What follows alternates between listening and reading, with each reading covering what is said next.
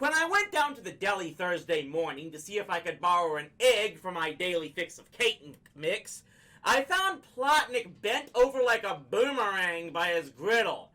"Neither a borrower nor a lender be, Mr. Cardone. 50 cents. I picked a letter from Joe out of the pile of mail on the counter. "Are you okay, Mr. Plotnick?" The bruise on his head was almost gone, but why was he leaning like that?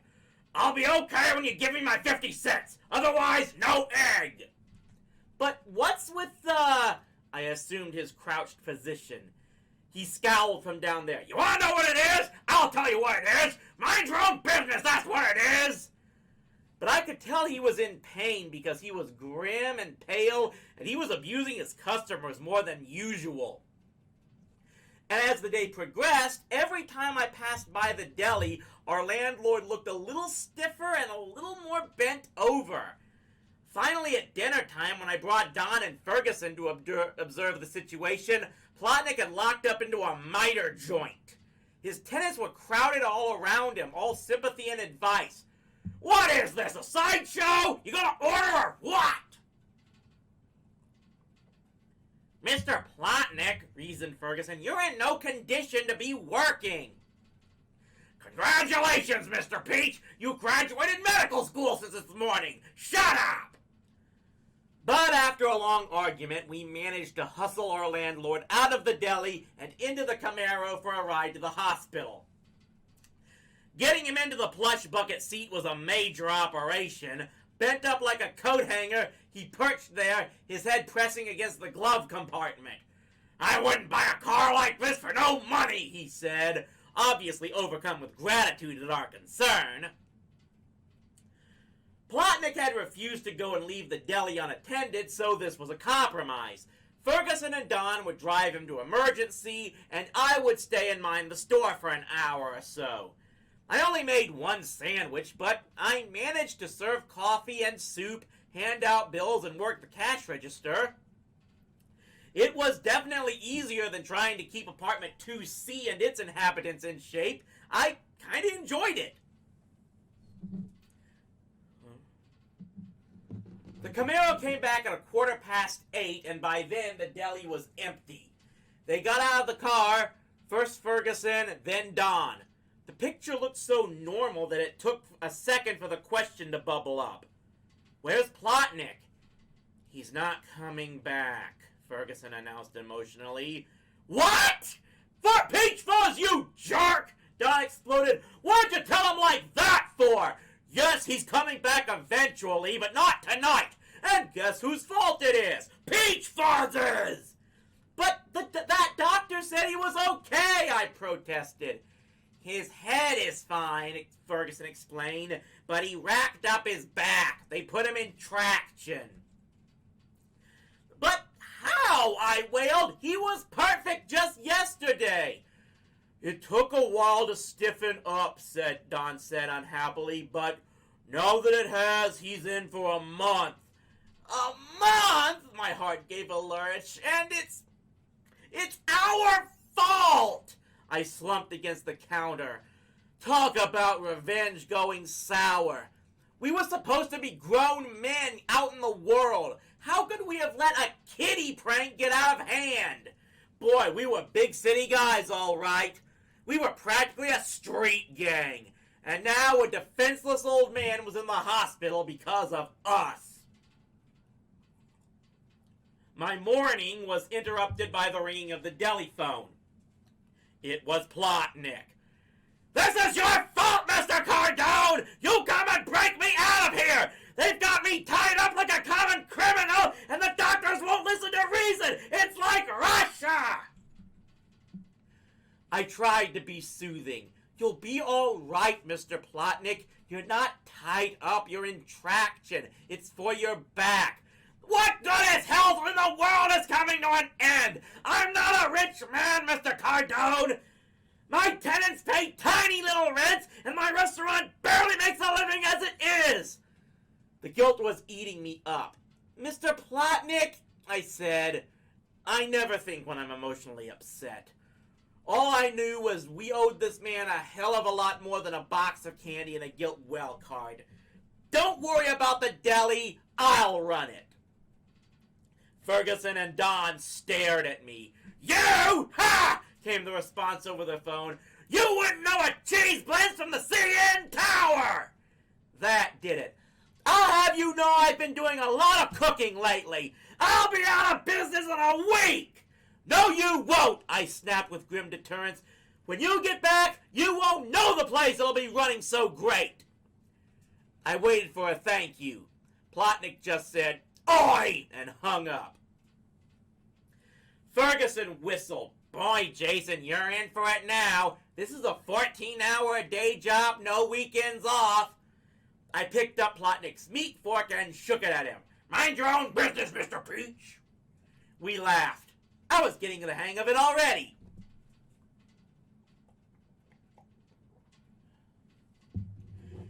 Because I didn't have a pot belly like the previous proprietor, Plotnick's apron billowed over me like a bivouac tent.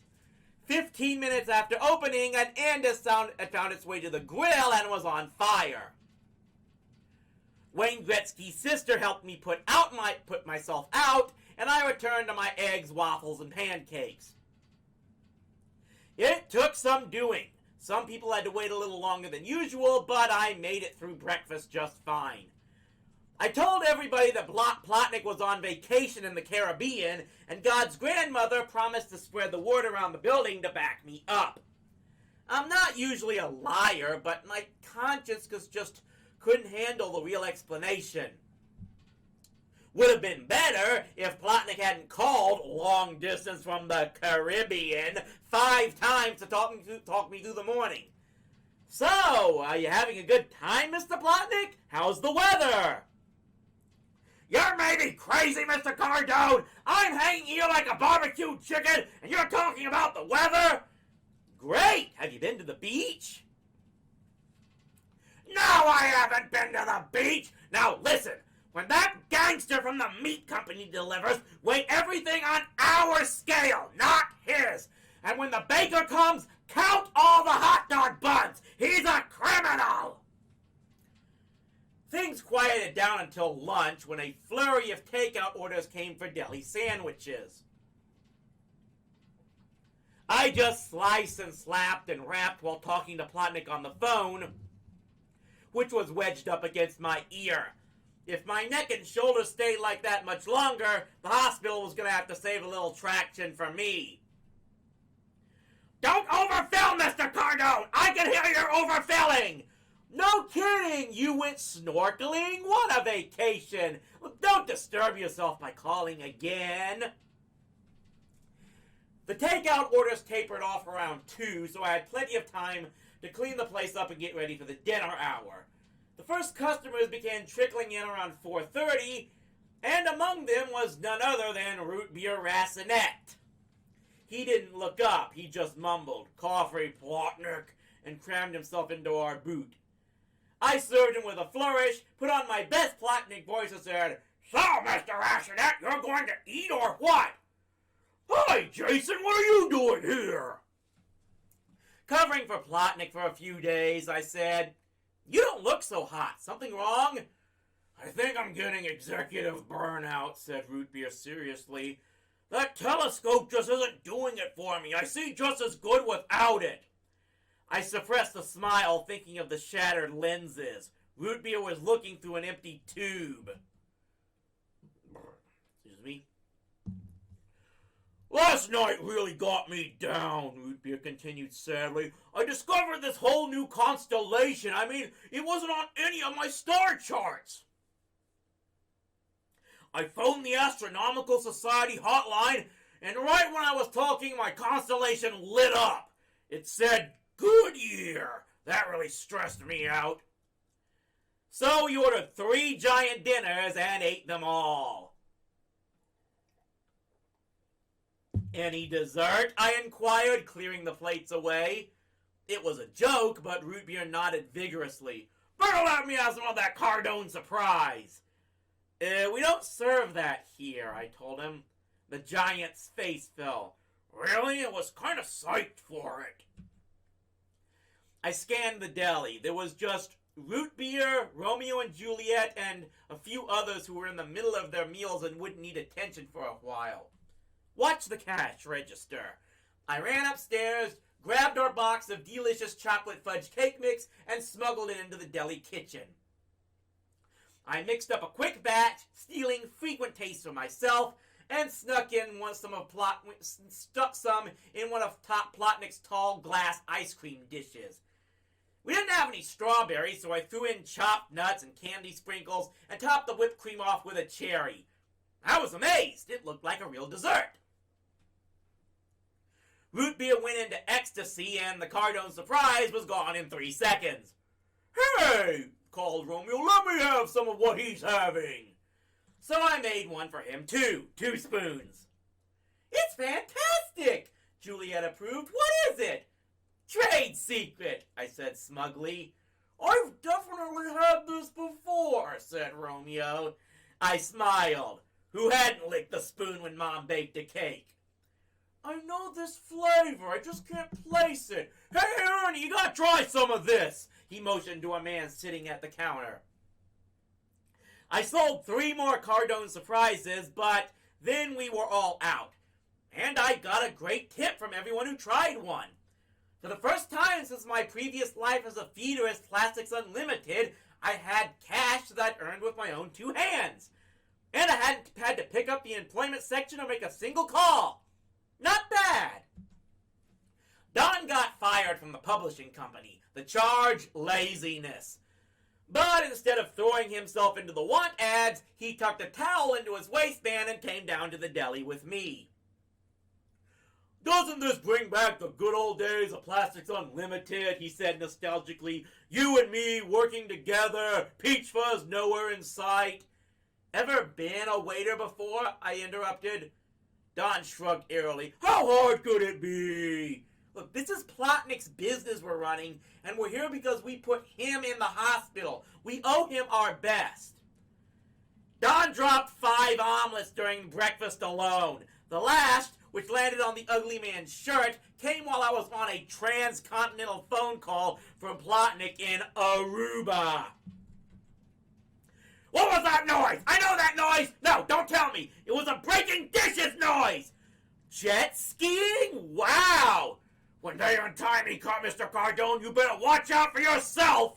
As lunch approached, I left Don in charge and ran to the supermarket to buy 10 boxes of delicious chocolate fudge cake mix. When I returned, Mr. Wonderful was comfortably established in a booth with a brunette while my customers waiting. "Hey, can we get some service over here?" "In a minute," called Don impatiently. His eyes never left the object of his attentions. I ran over to the irate man. "Is there a problem, sir?" "Darn right! That ninny over there won't take my order!" So I took his order, and I cooked, and I served, and fielded calls from Plotnick while Don schmoozed. Finally, I could bear it no longer. It was the height of the lunch hour, the deli was full, and there were Don and that girl taking up a whole table for 1 50-cent cup of coffee. So I grabbed Mr. Wonderful by the shoulders and dragged him back to work. While we were arguing, his girl ran out on the check. Don was livid. "I had her in the palm of my hand, Jason. You owe me 1 girl." "This isn't a game," I hissed. "Clear some of those tables." He did, but his heart wasn't in it. And it wasn't long before I overheard him on the phone, fighting with Kiki's mother this time, over whether or not Kiki did in fact exist, and if so, at what number. Between keeping Don in line and running the place single-handedly, I didn't get a chance to whip up any Cardone Surprise until dinner. I made a giant batch in Plotnick's blender and added a little card to all the menus advertising that, for only $1.95 more, my patrons could experience the miracle of Cardone Surprise. Not one person ordered it. I flogged the dessert section to death with every table I waited, but there were no takers. What I really needed was root beer to inhale and order with his usual oohing and eyeing and smacking of lips. So I went up to this one lady who must have weighed 250 pounds and knew a good dessert when she tasted one because she'd obviously tried them all, and said, all of our entrees include a complimentary dessert du jour. I placed a beautifully decorated Cardone Surprise in front of her and stepped back, holding my breath. Boy, had I ever picked the right lady! Much better than Root Beer, who was on the outside of his food in 1 or 2 gulps. She savored every drop, raving loudly, begging for the recipe. She hadn't even finished before I started on my second blender full because the first whole batch was sold and gone. I've had this before, she announced, ordering another. It's so familiar. It's a memory, a chocolate memory. So out came the menu cards advertising Cardone Surprise, and in went the new ones pushing the chocolate memory. I sold 19 chocolate memories with very little bit of help from Don, who was too busy chatting up one of the female customers. As the dinner crowd was tapering off at around 8:30, I was on the phone with Plotnick when suddenly our landlord interrupted me, shouting, "What was that? What was that?" "What?" I looked up. In the corner booth, Don was waiting on a couple with a baby who had just barfed all over the table. I shuddered. The kid was a bottomless pit. I didn't think there was that much barf in the whole world let inside one little baby. I admit it was disgusting, but Don wasn't taking it very professionally. He was standing there with his hand over his mouth, looked like he was doing his level best to not add to the baby's contribution. I tossed him a towel, and he stared at me like I was crazy. "Clean it up," I said. "Why me? Why not you? I've got Plotnick on the phone, the soup is boiling over, and you're right there." Don approached me, his voice very confidential. "Listen, Jason, I've got a list in my mind of all the things I'm never going to do in this life, and that's on it. Pretty high up, too." He threw the towel back to me. "What can I do?" I fired him. "Good for you, Mr. Cardone," approved Plotnick from the Caribbean. "He's got no respect for the customers." "Ha!" I snorted. "You would have charged the baby for a new restaurant. Just a tablecloth." My routine was becoming settled. At 6 a.m., I'd rush down to the deli, put on the coffee, and begin heating up the grill. The stripper was usually just coming home for work, so I'd mix her a double Alka-Seltzer cocktail and send her upstairs. Then I'd lock up and go out for my morning run. By the time I came back and showered, I was ready to open for the day. When I descended on Friday morning, I found Jessica sitting on the doorstep, clipboard in hand. I didn't figure she wanted breakfast. "I'm very busy," I said evenly. She followed me inside and poured 2 coffees for us. "It's my final project," she explained, "and it's due today. We have to plan a whole week of nutritionally balanced menus for a family of 4. I pointed to the top paper, which was blank. "I guess they're on a crash diet, eh?" She laughed and laughed and told me what a great sense of humor I had. "It wasn't a joke," I growled, writing up a bill for her coffee. "Since you're the one taking the course and you haven't written anything down, then I guess that poor family's going to starve, aren't they?" "Well," she said sheepishly, "I was kind of hoping you'd help me." I shook my head. "You can't pull the wool over my eyes. You're not looking for help. You want me to do it for you." She beamed. "Jason, you're a lifesaver, and I promise it will only take 2 seconds. Well, at least it was the final project. After this, she'd be Ferguson and Don's problem exclusively. No sooner did I open up her nutrition textbook than she began to lose interest. Soon I was totaling up saturated fats while she read the paper. A few minutes later, the radio was blaring in my ear. "Do you mind?" I snarled. "I'm doing your work. The least you can give me is a little peace and quiet." "Sorry. Here, I'll help. I really will." But a few minutes later, she was wandering around again, reading the choking instructions and the fire laws. Then the breakfast customers started to arrive. While I poured, cooked, served, and cleared away, she replaced me over the clipboard. She didn't write one word. Is that your girlfriend? God's grandmother asked coyly. No, she's everybody else's girlfriend. She only drops by every now and then to let me do her homework. After the breakfast rush, we got back to work, except her. She was pacing around in the show window, peering outside and scowling. Look at all that garbage! Apple cores, newspapers, pop cans. No wonder the streets aren't safe. The leap of logic escaped me. Garbage is dangerous? It's a statistically proven fact that the crime rate is lower in cities with less litter. What does that say to you? I looked up from her homework. Criminals or slobs? No, she said impatiently. I belong to a group called Clean Streets Are Safe Streets. 4 times a year, we all get together for a major city cleanup, and the cops confirm that street crime goes down in the areas that are really clean. Too bad you're stuck in the deli. Our next sweep is tomorrow. I thanked God for the deli. She sat down in the booth and sighed. I'm kind of disappointed in Ferguson and Don, though. Neither of them were interested in volunteering. There's no room in my life for people without social responsibility. How about schoolwork responsibility? Not picking up garbage was a crime against humanity, but goofing off while a guy, not even your boyfriend, slaved over your assignments, that was okay? And when she ran off to class with my finished project, late of course, I noticed that she'd forgotten to pay for the coffee. Hey Jason, guess what? Jessica pulled an A in home ec! This was the news that greeted me when I got up to the apartment that night after closing time.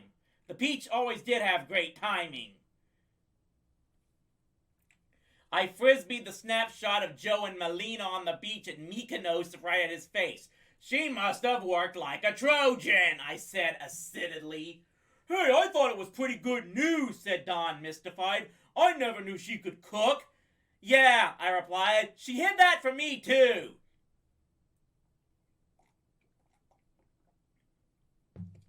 I was surprised that the two of them could discuss Jessica without a fight breaking out. But later that evening, Don pulled me aside confidentially. Don't say any of this to Peach Fuzz, he murmured. Jessica belongs to this group of weirdos who go around picking up garbage 'cause you can't get mugged if the street's too clean. She doesn't know it, but I'm going down there tomorrow to surprise her. She thinks I'm not interested. Man, is she A1 right! But when she sees me out there slinging crap, I'll have Peach Fuzz massacred! Half an hour later, the Peach sauntered over. I know I promised to help you in the deli tomorrow, and I will, but I need to take off a couple of hours in the morning. Jessica's on this cleanup crew for a really worthy cause, and I want to go down and help out. Just don't say anything to Don. I had trouble getting to sleep that night, even though I was really bushed. If I had it figured right, Don and Ferguson were both going to roar downtown to impress Jessica and meet head on. The biggest mess that cleanup crew would face could easily be the chunks of human flesh my two best friends were going to tear out of each other.